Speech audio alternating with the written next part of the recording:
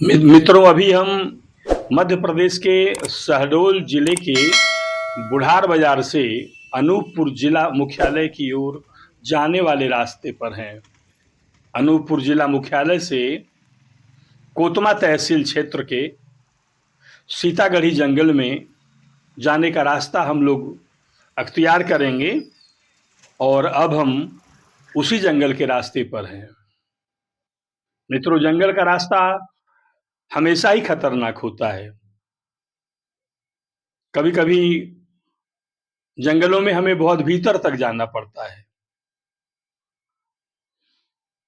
हालांकि अधिकांश जंगल हमें मिलते हैं तो बहुत घने वृक्षों से भरे होते हैं, वो भी भय उत्पन्न करने वाले होते हैं। और इस जंगल को आप देख रहे हैं, यहाँ घना कोई जंगल नहीं है, वृक्षों की बहुतायत नहीं है, लेकिन मित्रों चारों तरफ सन्नाटा है। और इस जंगल में हम लोग जितना प्रवेश करते जा रहे हैं, जितना अंदर तक जाते हुए दिख रहे हैं, आप समझ सकते हैं कि कहीं कुछ भी नहीं दिखाई पड़ रहा है, कोई व्यक्ति भी नहीं, कोई जंगली जानवर, कोई गाय भैंस भी नहीं दिखाई पड़ रहा है। और जहां पर एकदम सन्नाटा होता है मित्रों, वहां पर हमारी भक्ति ही हमारी रक्षा करती है। भगवान की भक्ति व्यक्ति को निर्भय बना देती है और भगवान का नाम जप करने के कारण उसी भक्ति के आश्रय हम लोग भयंकर से भयंकर और बहुत अधिक डरने वाली जगहों पर भी हम लोग पहुंच जाते हैं। क्योंकि भगवान श्री राम ने अपना वनवास काल का समय कभी किसी ग्राम, किसी कस्बा, किसी नगर या बाजार से नहीं बिताया था। भगवान श्री राम का वनवासी जीवन सदैव घनघोर जंगलों में बीता था। इस दौरान पहाड़ों, गुफाओं, सुरंगों और झरनों के बीच में उन्होंने अपने दिन और रात गुजारे थे। तो मित्रों, इसलिए हमारी भी व्यवस्था है कि भगवान के उन्हीं रास्तों का अनुगमन करते हुए हमें आगे बढ़ना है, तो इन घनघोर जंगलों का सामना करना ही पड़ेगा। और लगभग 22 किलोमीटर का जंगली रास्ता पार करके हम लोग केवई नदी के किनारे स्थापित इस सीतामढ़ी स्थान पर आ चुके हैं, जहां पर बताया जाता है कि ननिहाल यात्रा या वनवास यात्रा के दौरान प्रभु श्री राम का यहाँ आना हुआ था।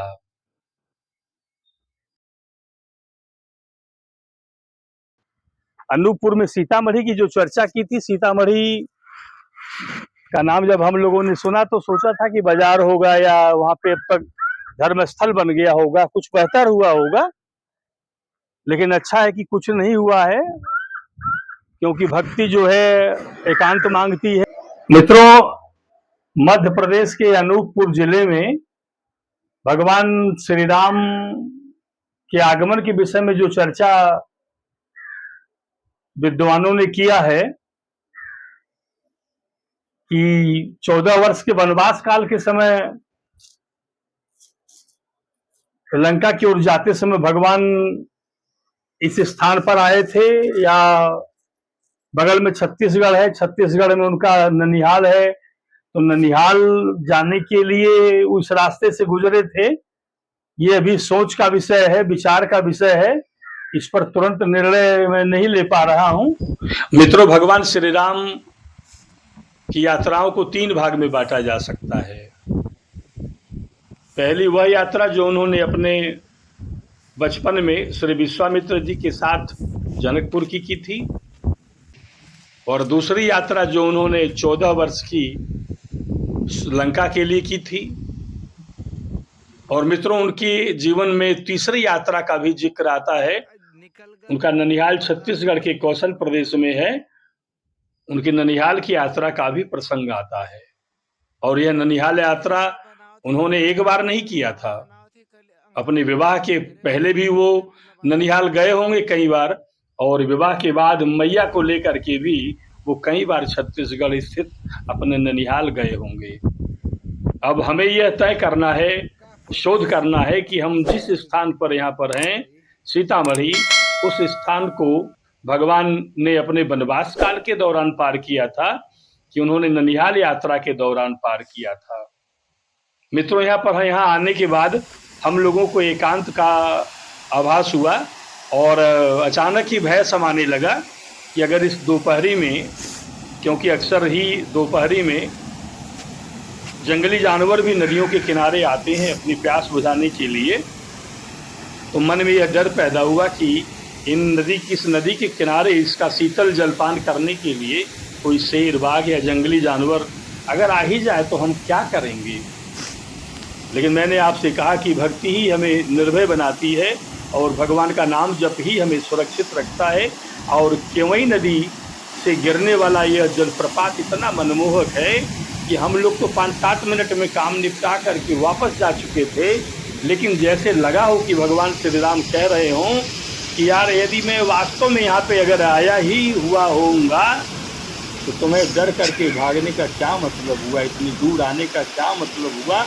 और इस प्रेरणा से वशीभूत होकर के हम फिर दोबारा इस जंगल में आए और यहाँ आकर के हमने विधिवत यहाँ का झरना, यहाँ का पानी, यहाँ का मंदिर दिखाने का आपको प्रयास किया। और मित्रों, आपको मैं सही से बता दूं, ये पूरा स्थान सन्नाटे से भरा हुआ था और इस नदी तक का ही रास्ता था, इसके आगे जाने का कोई मार्ग नहीं था। हम लोगों ने कुछ देर रुक करके भगवान का नाम जप किया, अपने मन को भय से मुक्त किया। और मैं आपको बताना चाहता हूँ, ये वे सारे स्थान हैं जो कि दर्शनीय हैं। अगर किसी के जीवन में ऐसा समय आए कि यहाँ पर पहुँच करके उसका दर्शन किया जाए तो उसे चूकना नहीं चाहिए। और आने वाले समय में वीडियो में साथ बने रहिएगा, बहुत ध्यान से मुझे सुनिएगा। मैं जो कुछ भी कह रहा हूँ वो मेरी अनुभूतियाँ ही हैं। लेकिन अभी यहाँ के विषय में मैं आपको दिखाऊं कि थोड़ा सा यहाँ का पहाड़ दिखाइए। हालांकि यहाँ आने में हम लोगों को बड़ा मशक्कत झेलना पड़ा है। मतलब कि उमरिया से चांडिल जाते समय 553 माइलस्टोन के आगे कनई नाम का एक नदी है। उस नदी को पार करके हम लोग लेफ्ट साइड घूमे हैं, करीब 12 किलोमीटर अंदर और बहुत ही इंटीरियर जंगल की ओर आ करके हम लोग यहाँ पे आए हैं। तो जिन लोगों ने अनूपपुर में सीतामढ़ी और श्री राम जी के आगमन की जो चर्चा की है, यहाँ पर कोई चरण चिन्ह नहीं है। देखिए महादेव बाबा हैं। भगवान श्री राम वनवास के दौरान किसी नगर, ग्राम या बाजार से, हाट से होकर नहीं गुजरे थे, वो जंगलों से ही गुजरे थे। लेकिन यहाँ पर जंगल का प्योर दृश्य दिखाइए चारों तरफ से ये घुमा करके कि आप जहां तक देख पा रहे हैं एकदम भैया प्योर जंगल है। और इधर का दृश्य देखिए, जंगल में बहती हुई नदी और नदी के झरने को आप देख सकते हैं। मतलब इस सन्नाटे भरे जंगल में ये नदी का पानी झरना की तरह से, वाटरफॉल की तरह से जब जो नीचे गिर रहा है, इस आवाज को अगर रोक दिया जाए तो चिड़ियों की चहचहाट के सिवा यहाँ पे और कुछ नहीं है। तपस्या करने लायक जगह है, लेकिन यहाँ पर कोई दिख नहीं रहा है।